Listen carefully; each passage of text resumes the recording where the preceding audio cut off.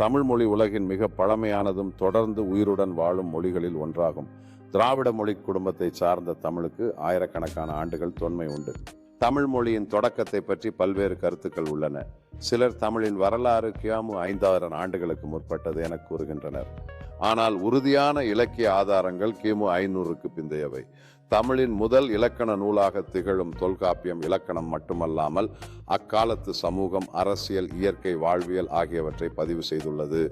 தமிழின் வளர்ச்சி, அதன் இலக்கிய செல்வம், சமூக மற்றும் கலாச்சார பங்களிப்புகள் அனைத்தும் அதை தனித்துவமாக்குகின்றன.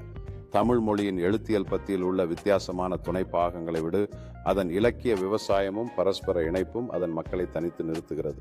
தமிழ் மொழி இன்னும் புதிய தலைமுறைக்கு படித்தலை பெருக்கிக் கொண்டிருக்கிறது. அத்துடன் அதன் பாரம்பரியத்தை திறம்பட நிலைநிறுத்துகிறது.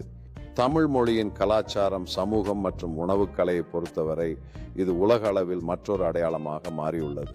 இந்த பாடல்களும் நிகழ்ச்சிகளும் தமிழின் இனிய மரபுகளை கொண்டாடுகின்றன. இதன் மூலம் தமிழ் மொழி மற்றும் அதன் பண்பாட்டு அடையாளம் மேலும் நிலை பெறுகிறது.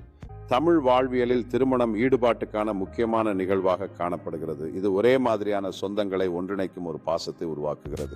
தமிழ் இலக்கியத்தின் வளர்ச்சியில் நூல்கள் மற்றும் கவிஞர்களின் பங்களிப்பு பெரிதும் உள்ளன. அவை தமிழின் செல்வத்தை மேலும் பன்முகமாக காட்டுகின்றன. தமிழ் மக்கள் உலகின் பல கவுண்டிகளில் பரவி அவர்கள் கலாச்சாரம் மற்றும் மொழியுடன் இணைந்து நிலைநிறுத்தியுள்ளார்கள்.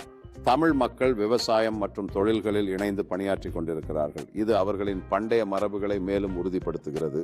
தமிழ் கலாச்சாரம் அவரது புதிய கலைத்திறமைகளை எல்லா இடங்களில் புகுத்தி கொண்டிருக்கிறது. இது பாரம்பரியத்தை மேலும் செழிப்பாக காட்டுகிறது. தமிழ் உணவுகள் அதன் வாசனைக்கேற்ப நிறைவளிக்கின்றன. மேலும் இதை சமைப்பதற்கான விழா பண்பாட்டை பற்றி உள்ள ஆழமான அறிவினை குறிக்கின்றது.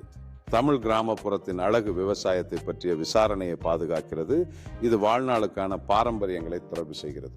தமிழ் இளைஞர்கள் சமூக சேவையில் ஈடுபட்டு தங்கள் பகுதிகளை பாதுகாக்கின்றனர். இது அவர்களின் பொறுப்புணர்வையும் ஒன்றிணைந்த உண்மையை பிரதிபலிக்கிறது.